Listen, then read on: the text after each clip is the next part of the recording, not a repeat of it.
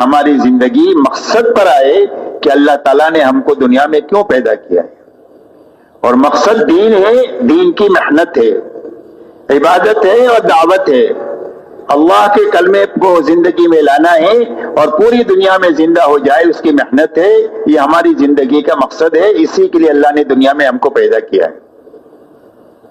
اس لیے میرے محترم بزرگوں دوستو، یہ محنت دعوت اور تبلیغ کی اس بات کی ہے کہ ہر ایمان والے کی زندگی میں پورے دین پر چلنے کی طاقت پیدا ہو جائے، اس لیے کہ معلومات کی کمی نہیں ہے اور دین پر چلنے کے وسائل کی کمی نہیں ہے، مسجد بھی ہے، مدرسہ بھی ہے، علماء کرام بھی ہے، ہر زبان میں دینی کتابیں بھی ہے، سارے وسائل ہیں دین پر چلنے کے، اور معلومات بھی ہے کہ یہ فرض ہے، یہ واجب ہے، یہ حلال ہے، یہ حرام ہے، لیکن اندر میں طاقت نہ ہونے کی وجہ سے زندگیوں میں اس پر عمل نہیں ہے۔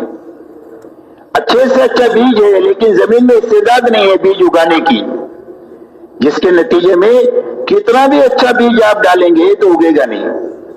اس لیے میرے دوستو، یہ پوری امت میں طاقت پیدا کرنے کا کام ہے کہ فرائض پر کھڑا ہونے کی طاقت پیدا ہو جائے اور حرام سے بچنے کی طاقت پیدا ہو جائے، اور ہر ایمان والے کو اپنی دینی کمی کا پتہ لگ جائے کہ میری زندگی میں بڑی خامیاں ہیں اور میری زندگی میں بڑی کمزوریاں ہیں، اور یہ کمزوری دور ہونی چاہیے اور موت سے پہلے دور ہونی چاہیے، اور یہ خامیاں دور ہونی چاہیے اور موت سے پہلے دور ہونا چاہیے، ورنہ موت کے بعد اتنا پچھتانا پڑے گا کہ آدمی خون کے آنسو روئے گا لیکن اس کے آنسوؤں کا پوچھنے والا کوئی نہیں ہوگا۔ تو یہ خامی کا پتہ چلے اور کمزوری کا پتہ چلے، اس کے لیے تبلیغ ہے۔ اسی لیے نکلنے کے لیے کہا جاتا ہے کہ اللہ کے راستے میں نکل کر اپنے چہرے کو صحابہ کے آئینے میں دیکھے تاکہ ہماری کمی کا پتہ چلے۔ آج ہماری غلطی یہ ہے کہ ہم دین کے معاملے میں اپنے سے نیچے والوں کو دیکھنے کے عادی ہیں، اور دنیا کے معاملے میں اپنے سے اوپر والوں کو دیکھنے کے عادی ہے۔ 100 پتی 1000 پتی کو دیکھتا ہے، اور 1000 پتی لکھ پتی کو دیکھتا ہے، لکھ پتی کروڑ پتی کو دیکھتا ہے، کروڑ پتی ارب پتی کو دیکھتا ہے، ارب پتی کھرب پتی کو دیکھتا ہے، اور کھرب پتی ملک والے کو دیکھتا ہے، اور چھوٹا ملک والا بڑے ملک والے کو دیکھتا ہے۔ تو ہر آدمی دنیا کے معاملے میں اوپر دیکھ رہا ہے، تو جتنا کچھ بھی اللہ نے اس کو دیا ہے اس کو کم ہی لگ رہا ہے، اور ناشکری کی کیفیت کے ساتھ زندگی گزر رہی ہے، اس لیے کہ اوپر دیکھنے کی عادت ہے۔ اور دین کے معاملے میں ہمارا معمول یہ بنا ہوا ہے کہ ہم دین کے معاملے میں اپنے سے نیچے والوں کو دیکھنے کے عادی بن گئے ہیں، اور اپنے ماحول کو دیکھ کر اسلام کو، دین کو سمجھنے کی کوشش کرتے ہیں۔ اس کے لیے آدمی پر اپنی غلطی واضح نہیں ہوتی ہے، بلکہ آدمی کو دھوکہ لگ جاتا ہے کہ میں بھی تو دیندار ہوں، اور اس کی وجہ یہ ہے کہ دین کے معاملے میں اپنے سے کمتر لوگوں کو ہم دیکھتے ہیں۔ ایک آدمی 5 وقت کا نمازی ہے تو وہ 3 وقت والے کو دیکھتا ہے کہ میں تو الحمدللہ 5 وقت کا نمازی ہوں، بہت سارے مسلمان صرف 3 ہی وقت کے پڑھتے ہیں، میں تو ان سے بہت اچھا ہوں۔ اور 3 وقت والے جمعہ والوں کو دیکھتے ہیں کہ ہم تو 3 وقت ہی پڑھتے ہیں، بہت سارے مسلمان صرف جمعہ مسجد میں آتے ہیں، اور جمعہ والے ان کو دیکھتے ہیں جو جمعہ بھی نہیں پڑھتے، بولے بہت سارے مسلمان تو وہ ہے جو جمعہ بھی نہیں پڑھتے، ہم تو جمعہ کی نماز تو پڑھ لیتے ہیں، ہم تو بہت اچھے ہیں۔ اور جو جمعہ کی نماز بھی نہیں پڑھتے ہیں وہ دیکھتے ہیں ان کو جو شرابی کبابی ہیں کہ بھئی ہم نمازی تو نہیں پڑھتے ہیں، باقی ہم شرابی کبابی تھوڑی ہے۔ بہت سارے مسلمانوں کو دیکھو پتہ نہیں کن کن غلطیوں میں ہے، آپ تو ان کو جا کر کے سمجھاؤ، ہم تو بہت اچھے لوگ ہیں۔ اور اگر ان کے پاس آپ جاؤ تو کہیں گے کہ کلمہ تو ہم پڑھتے ہیں، جنت تو ہماری ہے۔ آپ تو ان لوگوں کو جا کر کے دعوت دو جو کو کلمہ نہیں جانتے اور کلمے والے نہیں ہیں، ہم تو ان سے بہت اچھے ہیں۔ تو جو جس بے دینی میں ہے اس کو اپنی بے دینی کا کمی کا پتہ نہیں ہے، اور جب دینی کمی کا پتہ نہیں ہے تو اس کے دور کرنے کی فکر بھی نہیں ہے۔ حالانکہ میرے دوستو، یہ بے فکری بہت اچھی بات نہیں ہے، یہ بے فکری بالکل خالی ہونے کی علامت ہے کہ اندر کچھ نہیں ہے، ورنہ جب جیب میں پیسہ ہوتا ہے تو آدمی کو فکر ہوتی ہے کہ کوئی اڑا نہ لے جائے۔ صحابہ کے بارے میں ہر وقت میں وہ اپنے دین کے بارے میں فکر مند تھے۔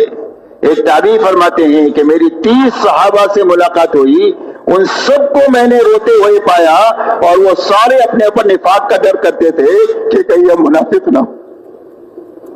صحابیت کے مقام پر کوئی دنیا کا بڑے سے بڑا ولی پہنچ نہیں سکتا، اس مقام کے لوگ اپنے بارے میں فکر مند تھے کہ کہیں ہماری نفاق پر موت نہ آئے۔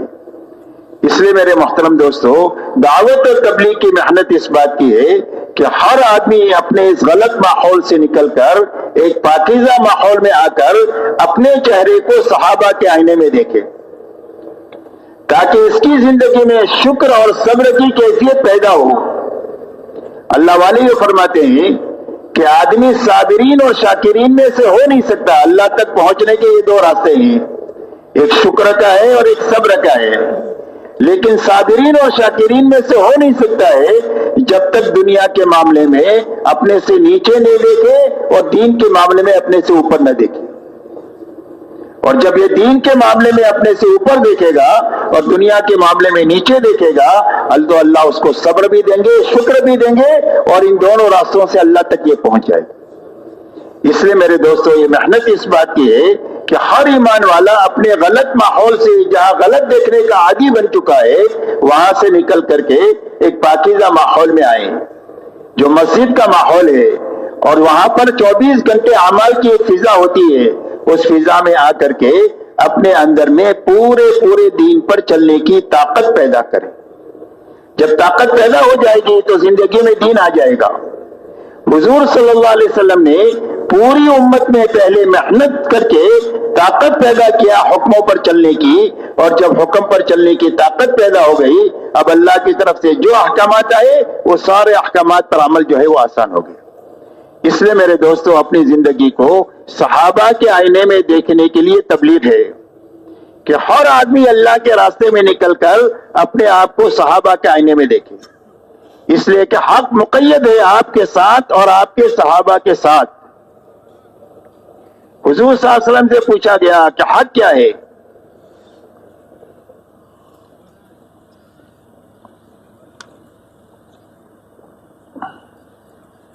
فرمایا ما انا علیہ واصحابی، فرمایا حق وہ ہے جس پر میں ہوں اور میرے صحابہ ہیں، اور فرمایا اس امت میں 72-73 فرقے ہوں گے اور سارے جہنم میں جائیں گے سوائے ایک کے۔ فرمایا کون جنت میں جائے گا؟ فرمایا جو میرے نقش و قدم پر ہے اور میرے صحابہ کے نقش و قدم پر ہے وہ جنت میں جائے گا۔ اس لیے میرے محترم دوستو، حضور پاک صلی اللہ علیہ وسلم نے اپنی ذات کو اور صحابہ کو حق کا معیار بنایا ہے کہ قیامت تک کسی کو حق سمجھنا ہے اور دین سمجھنا ہے اور دین کی محنت کا صحیح رخ سمجھنا ہے، تو اس کے لیے نمونہ حضور صلی اللہ علیہ وسلم اور صحابہ کی جماعت ہے، اور اس جماعت کی زندگی سے سمجھ کر اپنی زندگی تک وہاں تک جانے کی محنت میں لگاتے رہنا ہے، اور کرتے ہوئے جینا ہے، کرتے ہوئے مرنا ہے۔ جب اس کو منزل بنا کر چلنا شروع کریں گے تو یا تو اللہ پہنچا دیں گے، اور اگر نہیں پہنچ سکے، راستے میں مر گئے، تو اللہ تعالیٰ ان پہنچے ہوئے لوگوں کے ساتھ حشر فرما دیں گے۔ حدیث پاک میں آتا ہے کہ ایک آدمی نے قرآن کا حفظ شروع کیا، حافظ بننے سے پہلے مر گیا، تو اللہ اس کو حافظ اٹھائیں گے۔ ایک آدمی کراچی سے حج کے لیے نکلا اور ایئرپورٹ پر ہی انتقال ہو گیا احرام کی حالت میں، تو اللہ اس کو حاجی اٹھائیں گے۔ ہم صحابہ کو اپنی منزل بنا کر کے دنیا میں چلتے رہیں گے، کام کرتے رہیں گے، اللہ سے مانگتے رہیں گے، تو یا تو اللہ وہاں تک پہنچا دیں گے، اور اگر نہیں پہنچ سکے، راستے میں مر گئے، تو اللہ کی ذات سے امید کی جا سکتی ہے کہ اللہ ان کے ساتھ حشر فرما دے۔ اسی لیے مولانا الیاس صاحب رحمۃ اللہ علیہ سے پوچھا گیا کہ آپ اس محنت سے کیا چاہتے ہیں؟